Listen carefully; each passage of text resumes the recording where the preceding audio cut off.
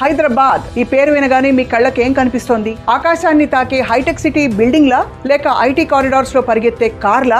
అంటే మీరు హైదరాబాద్ ని సగమే చూశారు. దశాబ్దాలుగా వెస్ట్ హైదరాబాద్ వైపు చూసిన అభివృద్ధి చూపు ఇప్పుడు డైరెక్షన్ ని మార్చుకుంది. సూర్యుడు పడమర అస్తమిస్తే తూర్పున ఉదయించాల్సిందే కదా. ఈస్ట్ హైదరాబాద్ లో ప్రగతి కిరణం ఇప్పుడు కళ్ళు చెదిరేలాగా వెలుగుతోంది. ఒకప్పుడు సిటీకి దూరం అనుకున్న ప్రాంతమే ఇప్పుడు సిటీకి గుండెకాయగా మారుతోంది. లుక్ ఈస్ట్ పాలసీ ప్రభుత్వం తీసుకున్న ఈ నిర్ణయం మామూలు నిర్ణయం కాదు. మాస్టర్ ప్లాన్ కు వేసిన తొలి అడుగు. ఇక్కడ ల్యాండ్ ధరకే తక్కువ, కానీ ఫ్యూచర్ లో అది అందించేది మాత్రం హై రిటర్న్స్. నిజమైన ఇన్వెస్టర్ కి ఇంతకంటే స్వర్గం ఇంకేముంటుంది?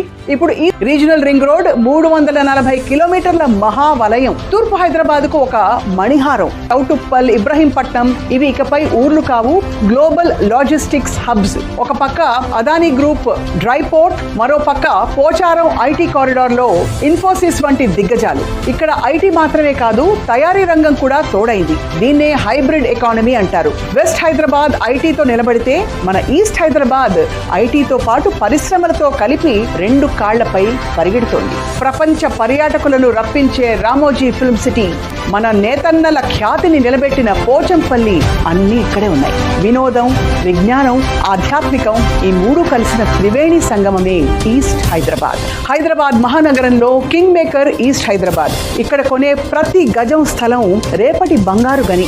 అవకాశం తలుపు తట్టినప్పుడే ఆహ్వానించాలి, లేదంటే రేపు చరిత్రను చూస్తూ మనం నిలబడిపోవాల్సి వస్తుంది. మీరేమంటారు?